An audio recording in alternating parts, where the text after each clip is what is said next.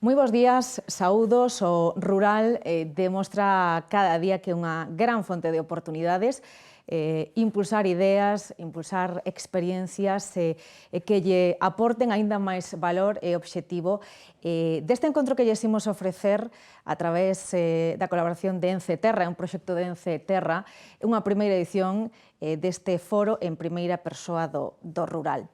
E ímolo facer desde a provincia de Lugo, estamos en Castroverde, en concreto no Pazo de Vilabade, que vai ser hoxe un escenario especial, escenario singular este que nos acolle para escoitar esas experiencias, as reivindicacións, imos a chegarnos ao rural en primeira persoa, dunha forma positiva, para aportarlles tamén coñecemento e para aportarlles aos futuros emprendedores seguramente que vos consellos para liderar as súas iniciativas.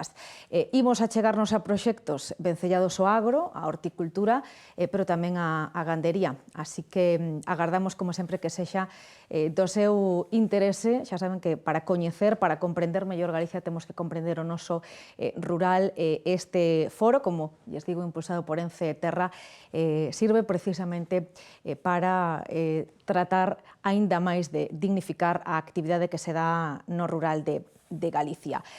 Voulles presentar xa os nosos dous convidados, seguro que nos aportan historias inspiradoras, grazas aos dous por acompañarnos.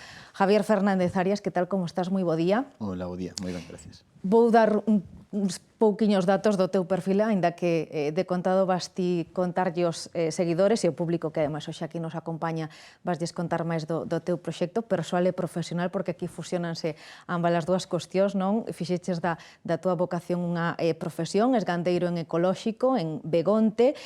Houbo dúas etapas ben diferenciadas da túa traxectoria profesional que agora mesmo tamén vas contarnos, e ademais é un compromiso persoal e profesional, como digo, non? Co teu entorno. Así que de contado sabemos máis da túa historia. Alberto Amil Chaves, que tal, como estás? Moi bo día. Hola, moi bo día, que tal? Presidente de Orsal, casi 20 anos presidindo, verdade, como pasatempo esa cooperativa fundada no ano 1985 por moitas familias. Preguntareiche como foi a evolución tamén do número de produtores. Sodes unha referencia ademais aquí en Galicia, e tamén perseguides dignificar a horticultura como medio de vida. Hai que mencionar o lugar no que se radica fundamentalmente a vosa actividade, que é a comarca do Salnés. Benvido de novo e grazas aos dous por acompañarnos.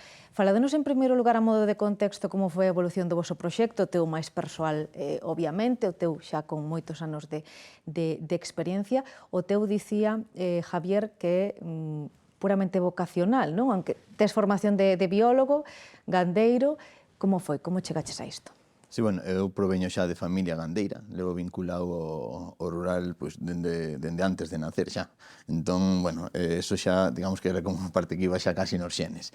Pero, sí, o meu proxecto inicio, o que é o proxecto en sí de maior apego rural, iniciase no 2012, despois de haber feito traballos técnicos até ese momento. No 2012 surxe a posibilidade de alugar unhas terras e de iniciar, digamos, a miña actividade. Ao principio era bastante complexo, tendo en conta que nin siquiera posuía a terra, que é un dos grandes problemas que temos no medio. Entón, bueno, pois alugo esas terras e inicio a actividade, cunha explotación de gandeiría ovino e vacún en ecolóxico. Os inicios, como todo, foron complexos, porque, lóxicamente, o pouco diñeiro que tiña no 2013 xa se acabara. Entón, lóxicamente, o principio foi bastante complexo. Pero, bueno, ben, no 2014 xa transformamos a produción ecolóxica, empezamos a traballar en ecolóxico, producíamos cordeiros e terneiros, fomos ampliando tamén un pouco a base territorial. Ese proxecto mantense pois ata o 2023. Un pouco antes xa, comenzo xa un pouco a pensar en un proxecto un pouco diferente, xa en algo que sea un pouco máis meu, un proxecto aínda máis persoal. Entón, no 2019 merco unha casa e unhas fincas no concello de Begonte, e no 2023, finais do ano pasado, decido trasladarme. Deixo as fincas que teño alugadas e inicio o que é o proxecto novo no que estou agora mesmo. Proxecto de recuperación de terras abandonadas en produción ecolóxica, ao igual que o anterior. Digamos que os proxectos son continuistas, é dicir, este parte de moi abaixo, pero realmente é continuidade do anterior. e, bueno, recuperando as terras que ali estaban abandonadas, traballando, buscando terras, é un pouco a situación na que estou agora mesmo. Tiñas claro desde o inicio, desde a túa xuventude, cando eras mozo, universitario, que acabarías con algo similar? Conseguiches ese soño? Sí, a ver, estudiei bioloxía, o cual xa un pouco indica, podían haber feito agrónomos, pero estudiei bioloxía xa indica un pouco que era realmente o que me gustaba. Fun vocacional tanto no que estudiei como no que estou a facer agora mesmo. Era algo que tiña clarísimo. E sí, dende un principio tiña claro que o que quería era traballar no rural, traballar no medio, traballar na terra, e, bueno, pues de momento estou no conseguindo. Houbo algún momento no que dixeras isto é máis complexo, estáme custando? Casi todas as mañás. Casi todas as mañás, cando me levanto e inicias o día, é complexo, pero como moitos dos traballos que temos. Despois tamén ten moitísimas cousas positivas, o cual simplemente é o primeiro cuarto de hora do día de crisis e despois xa volvo a estar moi contente e non o cambiaría por nada. E o entorno, porque moitas veces comentouse ademais aquí en Galicia, non? Ese rural do pasado, rural polo que todo o mundo traballa agora no presente, un rural polo que aposta ademais tamén este proxecto, non? De en primeira persoa do rural. En moitas ocasións a propia familia non animaba as xeracións seguintes, pois porque sabían da dureza. Non sei se no teu caso tamén pasou un pouco iso. Igual, ademais aínda como un pouco contradictorio. Como dixen, eu proveño de familia labrega, meus pais eran gandeiros, son gandeiros. Claro, cando ti tes o teu fillo vai a estudiar, estudia o que estudia, de pronto decide que no, que el quere voltar atrás, volve ao principio. Entón, sí que tuvemos certo conflicto, entre comillas, o de conflicto familiar, pero, bueno, moi ben, é dicir, eles enseguida o entenderon, e ao final eu creo que unha das grandes ventaxas, unha delas tamén que ten o rural, é o entorno, non só o entorno familiar, sino o propio entorno social, dos lugares nos que te vas movendo, da xente que vas coñecendo, é todo máis íntimo, máis persoal, bueno, grandes ventaxas. Con este proxecto, nesta nova etapa, coa que leva xa ademais todo este ano en Begonte, cal é o teu obxectivo? A onde queres chegar? Bueno, o meu obxectivo é, de momento, aumentar en superficie, aumentar o número de animais, é dicir, facer que sea sostible, igual que era o anterior, facer que poda ser, agora mesmo pero que aínda sexa máis a principal e única actividade económica que teño. Entón, simplemente, agora mesmo estamos no proceso de buscar terras, de intentar ampliar a base territorial da que temos e, sobre todo, de intentar mellorar as terras que temos que levaban moitísimo tempo abandonadas. Bueno, pois teñen un traballo e uns tempos. Imos coa horticultura, imos con esa outra parte, non? Gandería, que é un dos piares, a parte do agro, da agricultura aquí en Galicia, vos representades a horticultura con esa cooperativa, non? Que é un pouco modelo pola vosa experiencia. Dicía eu que temos que irnos, Alberto, a mediados da década dos 80, ti levas case 20 anos como presidente.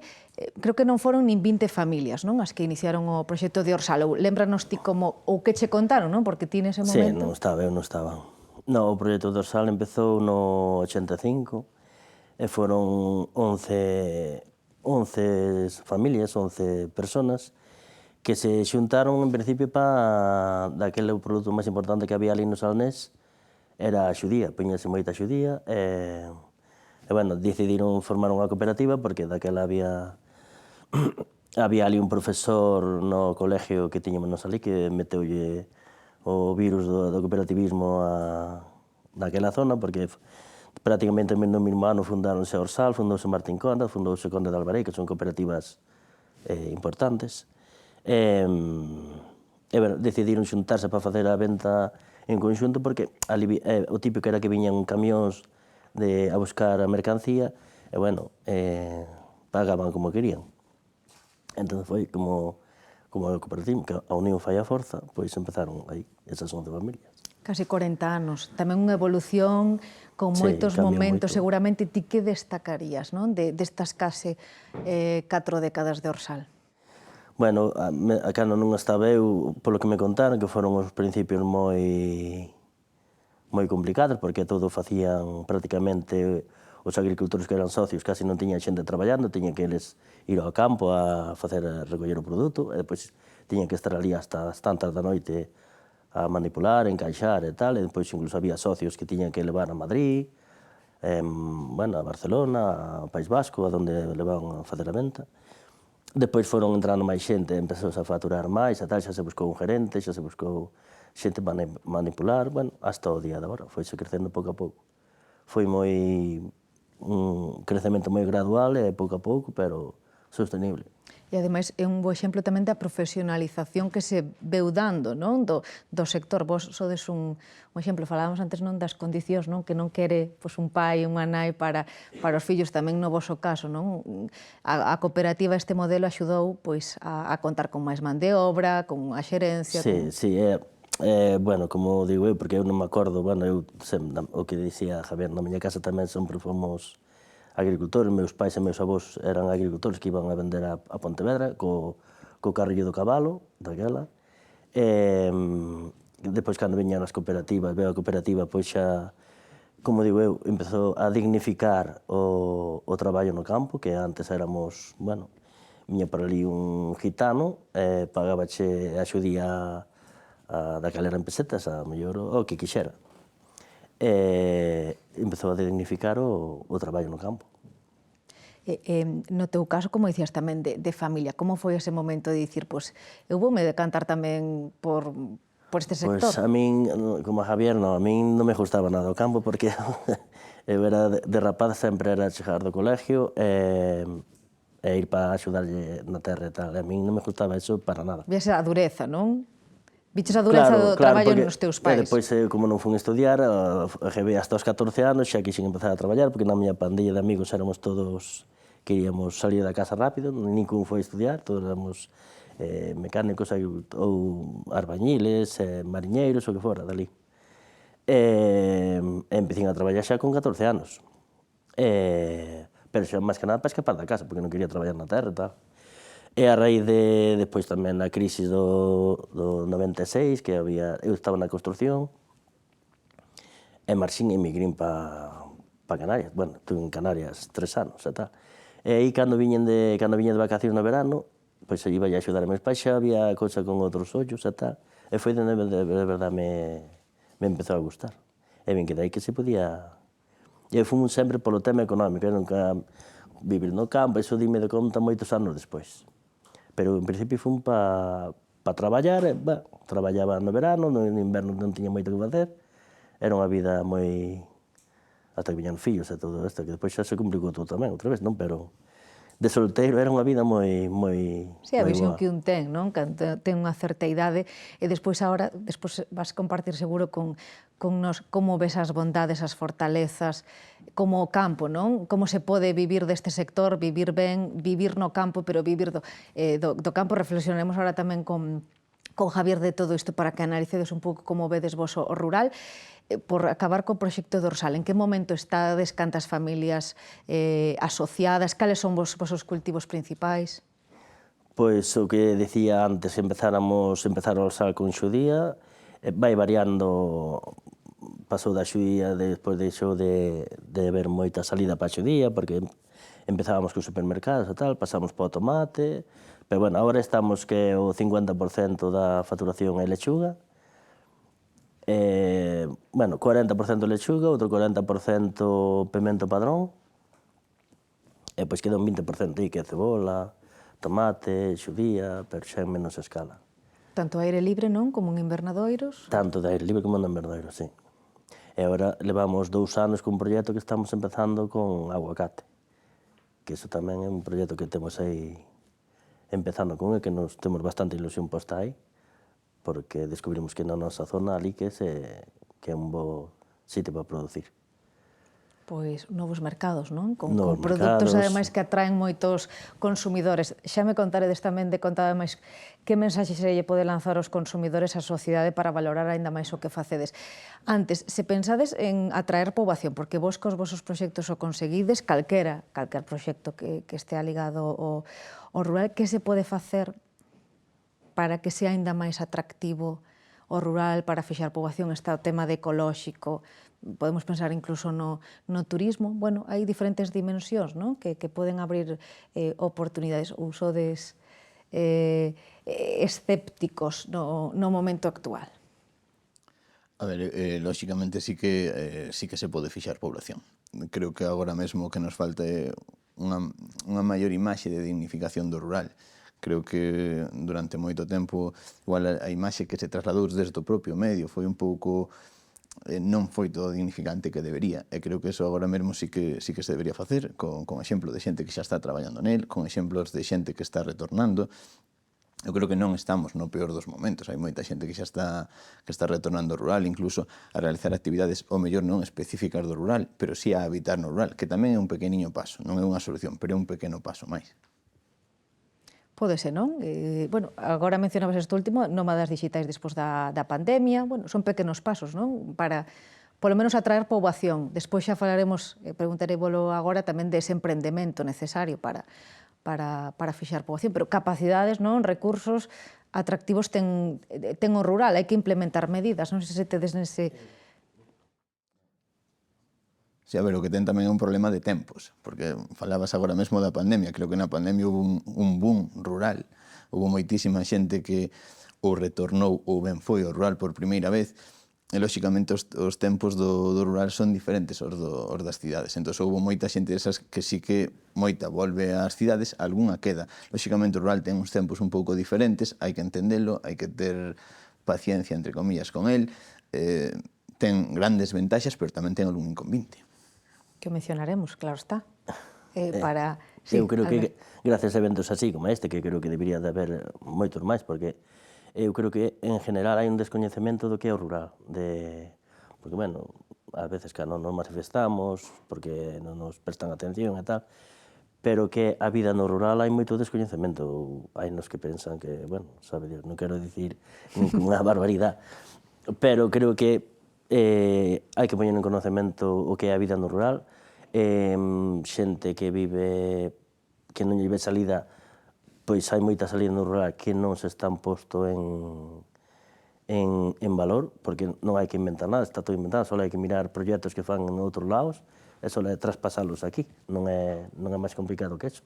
Bueno, entender que non hai cidades, non? Non hai un entorno urbano, se non hai rural, é unha combinación necesaria. Bueno, eso xa nos dámoslo por feito, pero moita xente non dá por feito, pensa que, bueno, non sei, que opinas ti? Sí, bueno, que, a ver, a evolución destos últimos anos, lóxicamente, foi a unha migración hacia as cidades, que en algún momento se ten que revertir.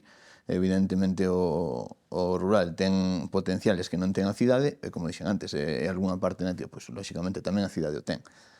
Para min, por exemplo, a parte social é moito máis positiva no entorno rural que no entorno urbano, o propio contacto que tes coa xente, coa veciñanza, é algo que nas cidades é moi difícil, ti podes vivir en un rellano que non conoces ao veciño, que vive xusto lá, máis que darlle os bons días.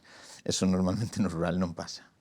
Como incentivaríades, porque vos tedes unha orixe diferente, no caso de Alberto recoñecía que ti xa vías esa dureza, non? Que ao final que desde o inicio tiñas claro que non, aínda que acabaches no agro, e no teu caso sí que tiñas claro, non? Que era vocacional. Como incentivaríades os mozos, esas novas xeracións, para que se formaran e para que, bueno, pois, acabaran emprendendo no rural? Que se lles pode dicir? Como se lles pode incentivar, animar, ir orientando, non? Seguramente non todo lle guste, porque, bueno, eu teño falado con moita xente e tal, e moita xente non lle gusta ser libre, non lle gusta ser dueña do seu tempo, prefere que lle organicen a vida. O rural, a quen lle guste ser dueño do seu tempo, organizarse a súa vida e non ter jefes, que jefes sempre temos, non? Pero, bueno, pois iso é o mellor sitio para estar desa forma de vida. Estás no rural, estás con contacto con a natureza. Eu sempre fago fotos e mira a miña oficina, mando fotos da miña plantación, ou eso, a quen lle guste eso, é a mellor forma de vida. No teu caso, non sei se amigos, coñecidos, se hai moitos casos como o teu. Pero creo que tamén hai unha... Enlazaba un pouco o que decía Alberto. Creo que tamén é unha cuestión de tempos. Eu, cando tiña 18 anos, tampouco pensei que o meu futuro iba a ser este. Tiña outra idea, quería ir de festa, quería sair, Creo que tamén hai que pôr un pouco en contexto, lóxicamente, en determinadas idades, pensar en que, ao mellor, no plantexamento bucólico que nos facemos de algunha cousa, non, hai que dar uns tempos, a veces incluso maduralo, porque a veces tens que sair a madurar para volver, para retornar outra vez á terra.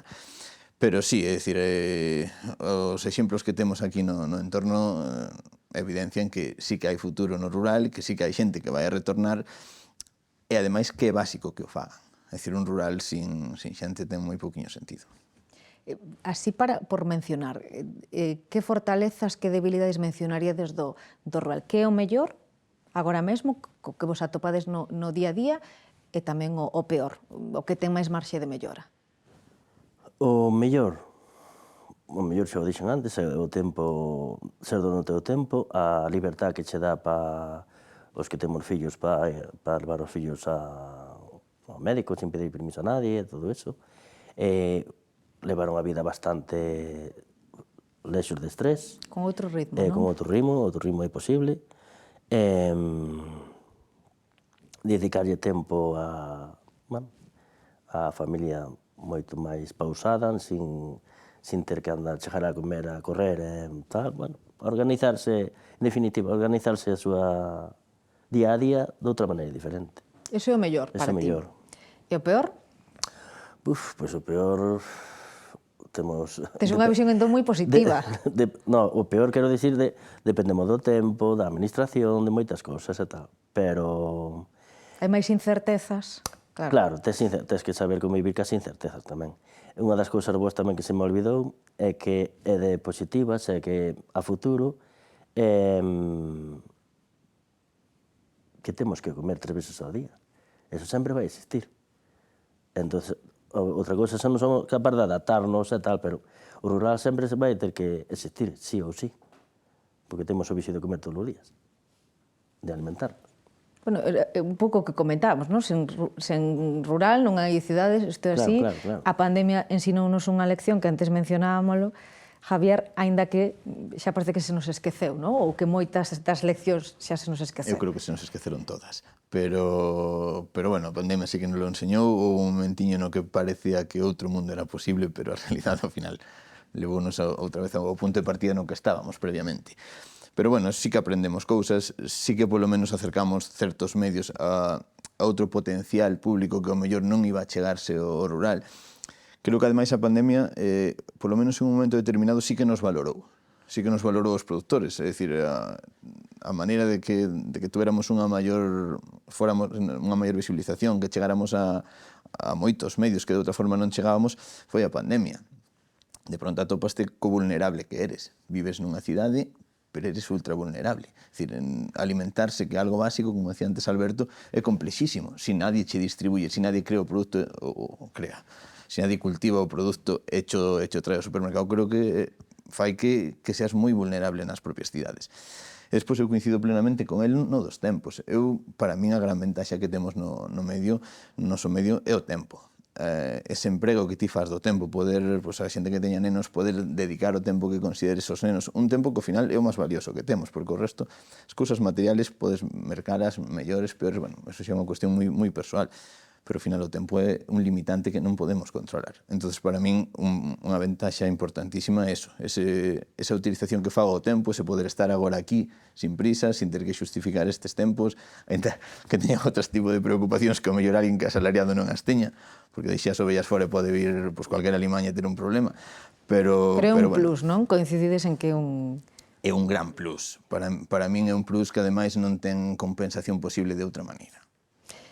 E a parte contraria? A parte contraria tamén hai, sí, estaría moi ben que foran todo cousas positivas, pero a parte contraria tamén hai, estamos nun mundo ultra burocrático, agora mesmo tanto no rural, quizás tamén a xente que se autónomo mellor nas cidades tamén o sufre un pouco, pero para nós é moi evidente o montoncísimo de burocracia que temos, as propias administracións a veces ríxense, organízanse e lexíslanse desde o urbano, co cual a veces o que nos chega a nós moitas veces é moi pouco aplicable. Entonces, aí sí que temos un problema bastante importante. Despois temos outro tipo de problemillas, de comunicación, de infraestructuras... Que falaremos agora, ademais, teredes tempo tamén para reivindicar nese senso. Por cerrar este capítulo un pouco tamén que mencionábamos a raíz da pandemia, que parece que habemos moi lonxe, pero que foi antonte prácticamente, proxectos como os vosos sostibles axudan a dignificar o noso rural. Como vedes aos que viven nas cidades, en zonas urbanas ou en municipios, como credes que vos ven e como os vedes vos? Valoran o voso traballo? Ti xa nos dicías que xa se nos esqueceron esas leccións, así que toda esa soberanía alimentaria, valorar o que temos aquí en Galicia, que temos de todo, que podemos suministrarnos, hai que pagar, falamos dese plus, pois obviamente tamén ese plus, non?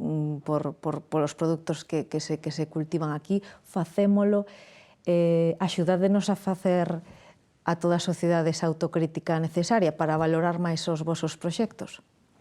Eu recordo facer unha entrevista, fixen unha entrevista xusto un pouquiño antes de empezar a pandemia. De feito, estábamos xa os agricultores daquela en manifestacións para, bueno, máis que nada as normativas que non nos exigiran tanto, que nos deran, exigir sí, pero que nos deran algo a cambio, non só é exigir. E fixeron unha entrevista antes de empezar a pandemia, e depois outra vez, xusto empezar a pandemia, eu dixe, bueno, ao principio da pandemia parecía que sí que por fin nos valoraban e tal, pero eu creo que durou un mes, 2 meses. Depois xa se olvidou, depois xa foi dos médicos e todo, bueno, que nos estamos Sí, que é outro colectivo tamén importante. Pero, bueno, centrouse todo naquel e nós xa nos olvidou. Iso é o verdadeiro... E agora... O que pensan da cidade nós, pois eu sí que teño... Son pesimista no que... O consumidor, non? Cando vai mercar. O consumidor, pero, bueno, eu tamén son consumidor. Cando me vexo de consumidor, digo, por moito que critico a moitos da cidade, eu tamén, ao final, fago o mesmo tamén, porque ao final o que falamos para dignificar o rural, eu sempre digo, porque non foi o meu primeiro paso no rural non foi por ideología, por vivir no rural, non, eu foi por cousa económica. Gustaba a vida, vi que se podía ganar ben e tal.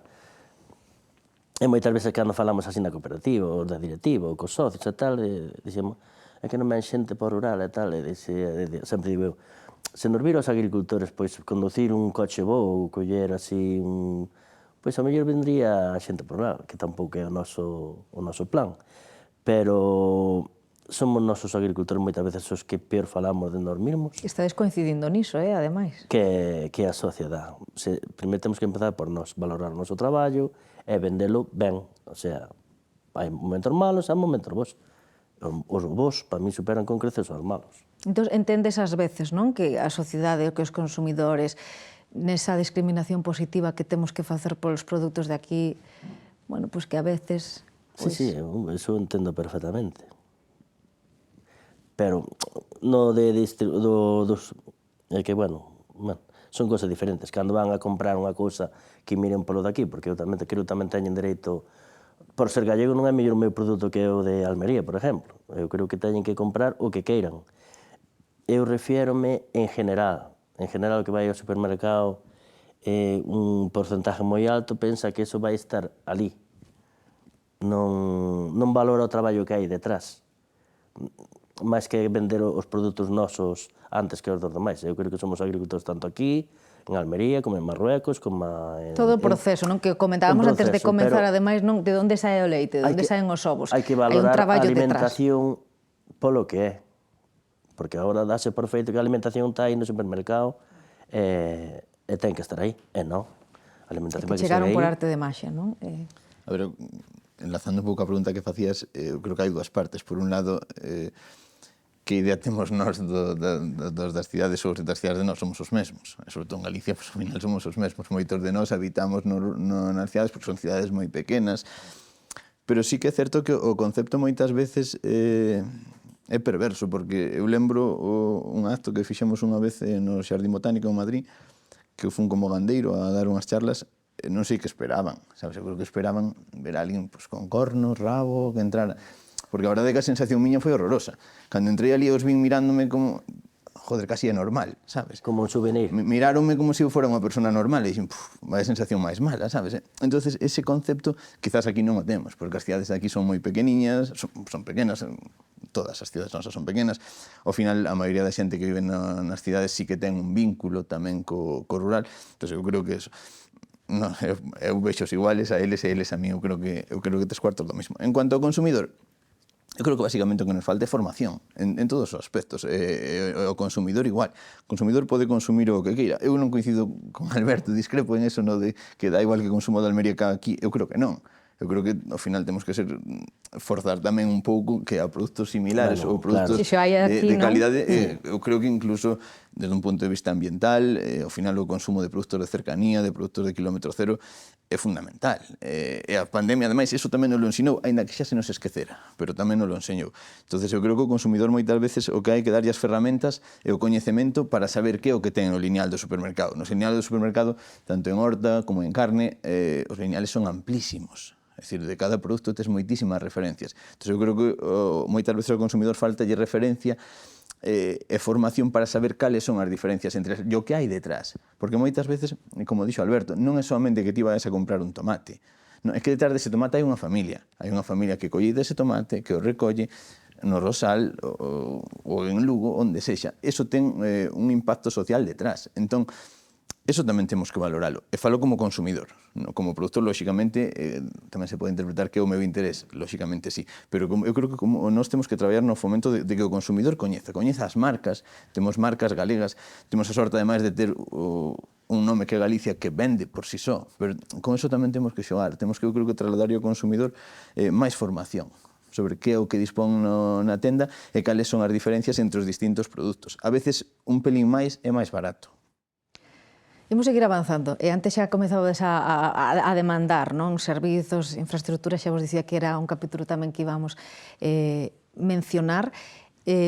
Nas vosas zonas, que son ben diferentes.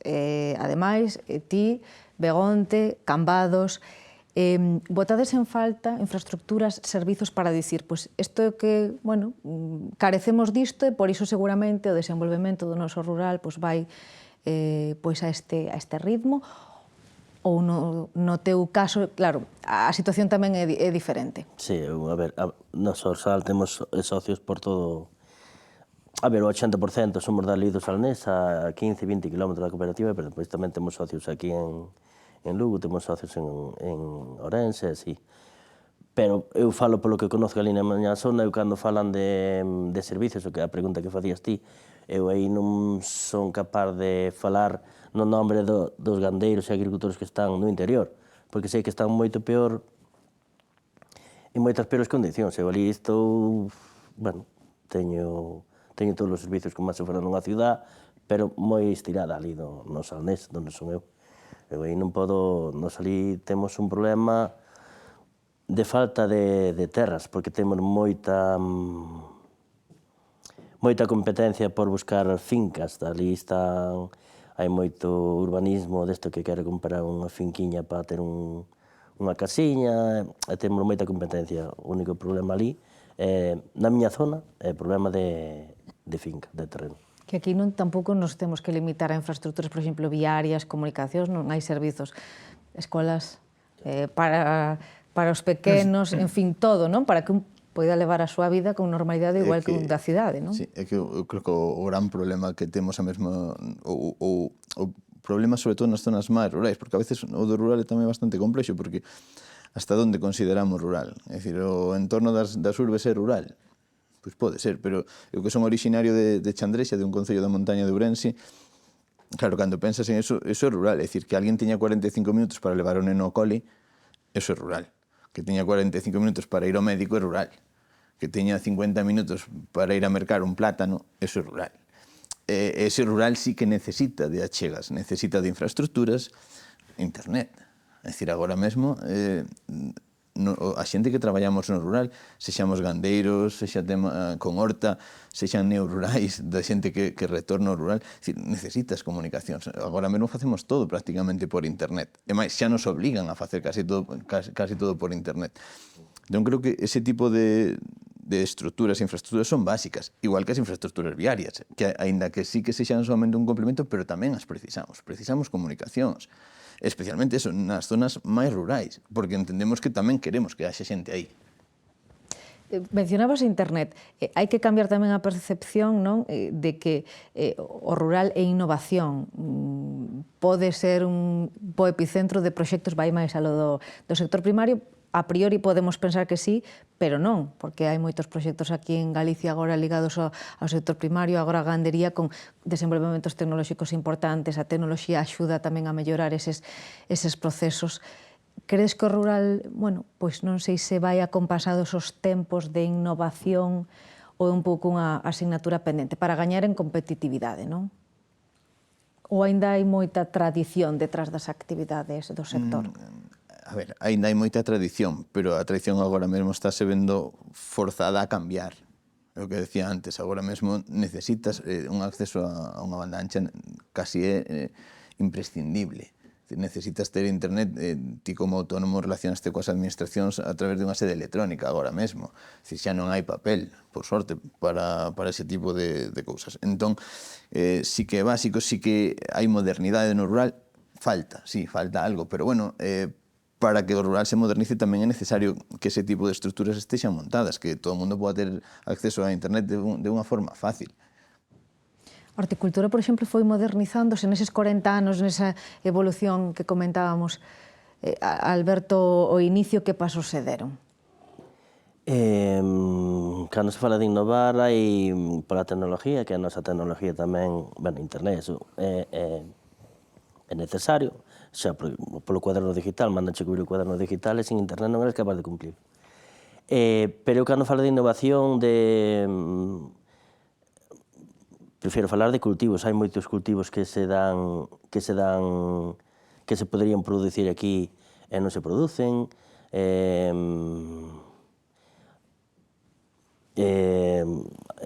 Os mesmos cultivos elaborados de outra forma. Eu cando falo de innovar, e de aí está, bueno, está todo por facer. Falabas antes do aguacate, non? Vos non deixades de... Nós, porque veo un técnico ali, contratamos un técnico agrícola hai uns anos, e dixo, viña de Málaga, e dixo que aquí era un sitio perfecto para os aguacates. Estuvámoslo pensando, mirando, e depois, pois sí, e funciona moi ben. Eso era unha cousa que non se estaba facendo, pero que sí que é viable, e como son moitas cousas. Houve sempre un hándicap aquí en Galicia, sempre se falou moito dese cambio xeracional, non? Dese relevo xeracional, do que costou, houve épocas mellores, peores. Décadas atrás, pois, algún fillo non sempre quedaba na casa. Bueno, o modelo foi mudando moito. Afortunadamente, agora hai atractivos para que un o faga por vontade, non? En que momento credes que estáis? Vos aínda sodes novos, non? Non imos pensar nas vosas próximas xeracións, pero, bueno, o futuro chega, non? Que chegue para todos. Como vedes ese futuro? Nos vosos proxectos, pero tamén nos vosos sectores. Estamos encamiñados xa para que, bueno, pues para que non sexa unha dificultade, non siga a ser unha dificultade garantir ese relevo xeracional? Eu penso que estamos a tempo aínda. Hai moito que mellorar, non? Estamos a tempo, pero é moi complicado. É moi complicado. Como ves ti na túa comarca, por exemplo? Na miña comarca, no meu sector, máis que no meu sector está entrando moita xente xoven, porque debe de ser dos sectores agrarios do que máis fácil é empezar unha actividade, porque con pouca terra xa tes un sueldo digno e non che fa falta moita inversión como na ganadería ou unha granxa de polos, unha granxa de unha plantación de viña, por exemplo, que tens que plantar e despois esperar 3 ou 4 anos até que produzca.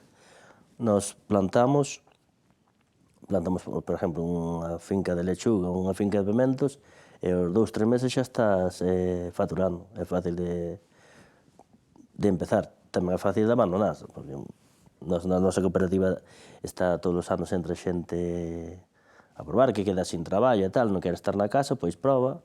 Moita xente queda, pero moita xente tamén sale un traballo e abandona, porque tampouco, o que falaba antes, ten moitas cousas positivas, pero tamén tens que estar adaptado a que non sempre che vai salir as cousas ben, e tens que ter a resiliencia, eso que está de moda agora, non? Entón tens que ter algo así tamén para aguantar o... Bueno, pero entón no vosso caso sí que hai ese relevo, non? Hai xente nova interesada, polo menos, en iniciarse na túa actividade. Sí. Pero, bueno, eu, como son dali da zona, ali o que máis hai é viña tamén, e na viña non é tan fácil o relevo generacional. Outra cosa tamén é, porque falamos antes, que a xente maior non quere soltar... Bueno, cando lle das fincas aos fillos, xa os fillos xa se dedicaron a outra cousa e xa non están para iso. Volvo ao mismo, moitas veces é culpa nosa de como falamos de nós mesmos para que ter un relevo ese generacional. Ti como ves? Eu creo que os últimos anos melloramos. Eu creo que os últimos anos sí que melloramos. Ou é a sensación que me dá a min. Non sei, non teño datos tampouco para asegurarlo. Creo que sí que melloramos. Pero quedanos un camiño por andar. Temos moitos problemas comuns con outros sectores. A man de obra. Man de obra, por exemplo, agora mesmo no rural, non sei no seu caso, pero creo que é un problema moi importante. Moi gordo. Carecen as gandeirías, por exemplo, grandes de gandeirías productoras de leite, carecen moitísimo de man de obra, teñen serios problemas para atopar xente para traballar. Pero non é un problema exclusivo do rural, creo que é un problema compartido con outros sectores. Despois, en cuanto ás xeracións seguintes, non sei, eu creo que hai que dar tempo, hai que ir esperando, hai que ir vendo. O que decía antes, creo que hai un salto xeracional, foi cando ves o medio, creo que dá a sensación de que fomos como por grupos, non? Temos un salto xeracional por idades, e sempre falta un no medio. Por que? Pois non o sei. Non sei se é culpa nosa, como decía Alberto, que ao mellor non acabamos de transmitilo ben xusto a nosos fillos e os que entran sexan nosos netos, non o sei. Hai relevo, hai xente nova traballando no medio e hai dificultades e grandes beneficios, como falamos. E foronse dando pasos, por exemplo, ti falabas desa formación, non? Estamos na provincia de Lugo, Campus Terra, bueno, hai exemplos fantásticos de que... Na formación evolucionamos moitísimo, creo que temos eso, temos aquí o Campus Terra, aquí ao lado, que é un exemplo claro de compromiso da educación co sector rural, pero creo que tamén hai formación, é dicir, ciclos medios, ciclos superiores. Temos a EFA de, bueno, as diferentes EFAs en Galicia, non? Fonteboa, xe temos por aquí representantes, ademais, bueno, que teñen unha grandísima salida profesional. E variedade, porque agora mesmo temos moitísimos ciclos medios e superiores, é dicir, a oferta formativa agora mesmo, eu non sei, non teño datos xusto concreto, pero creo que é maior a que foi nunca. Creo que temos moitísimos ciclos diferentes e moita formación para a xente. O que non sei é que implicación vai ter eso a medio prazo na xente que realmente se asente no rural. Isto xa mudou moito, non? Porque pensamos nas xeracións de hai décadas xa non tiñan, non? Esa posibilidade nin sequera de formarse desta maneira. Sí, mudou moitísimo, claro que houve un cambio moi importante, houve un cambio en que está entrando xente que sí que se quixo formar previamente. Eu creo que agora, enlazado co que decías ao principio, que durante moito tempo quen se quedaba no medio era o último en todos os aspectos, e agora mesmo a xente xa decide quedar. Ainda que despois che vai a ben mal, abandones, pero como en cualquier outro sector, creo que cando xe é unha decisión persoal, ainda que sexa por vocación, por un tema económico, por o que sexa, creo que xe é un avance importante. Bueno, poderíamos seguir conversando, non? Foron pasando os minutos, foi unha conversa fantástica con ambos os dous, moi interesante, inspiradora. Agardamos que para o público e tamén para os que sigan este encontro digital que hoxe lles estamos ofrecendo da man de Ence Terra, esta primeira edición deste foro en primeira persoa do rural. Vou vos pedir unha conclusión, un titular, un consello, unha petición, o que queirades, non? Para poñer un pouco a guinda a este encontro no que reflexionamos sobre o presente e o futuro do rural aquí en Galicia, onde vos gustaría poñer o foco, escoitando vos tamén a vos, non? Por seguro que aprendichedes un pouco da experiencia un do outro. Alberto. Pa conclusión, pois eu diría a xente que non vale para todo o mundo, pero se che gusta ser dono da tua vida, eu creo que é a mellor fórmula que hai. Traballar no rural, que se informe nestes foros ou donde queira, que bote un ano investigando que é o que máis se lle adapta a él, porque hai 1000 historias que poden facer, que se asocie ou que o faga en el solo, pero se che gusta ser dono da tua vida, eu non vexo outra fórmula mellor. Directiños, e a conseguilo, con esforzo, pero... Conseguilo.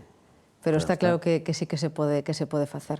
No teu caso, Javier? Eu suscribo totalmente o que el dixo, lóxicamente, pero ademais, por aportar algunha outra cousa, creo que tamén deixar claro que a soberanía alimentaria aquí está no rural. Pode nos gustar máis ou menos, pero é a realidade que hai, a produción está aí. E despois creo que para min hai dous termos que sí que hai que empezar a artellar cada vez máis, que son persoas e rural.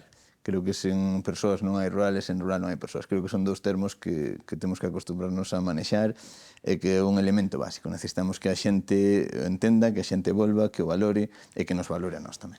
Bueno, pues eses dous termos fusionados, bueno, no título, non? No nome, na denominación que se lle deu ademais a este proxecto en primeira persoa do rural, esta iniciativa que lles dicía ao inicio de Ence Terra, que hoxe lles ofrecimos nesta primeira edición, neste primeiro foro, neste lugar especial. Xa ven que non estamos no noso lugar habitual, estamos no Pazo de Vilabade, dende aquí, dende Castro Verde, dende Lugo, ofrecimoslle esta primeira edición deste foro. Grazas aos dous polas vosas aportacións, moita sorte no presente, no futuro, cos vosos proxectos, e quedámonos con moitas ideas moi interesantes sobre cara onde debemos camiñar. Grazas, Alberto, grazas, Javier, Alberto, un placer escoitarvos. Gracias. Así. E con este aplauso despedimos. Grazas tamén ao público presente, o que brinda este aplauso aos nosos convidados, e grazas tamén a todos os seguidores da Voz de Galicia, os que seguiron este encontro digital. Despedímonos desde aquí, desde o Pazo de Vilabade, desde Castro Verde. Grazas, como sempre, a todos pola súa atención. Moi bo día.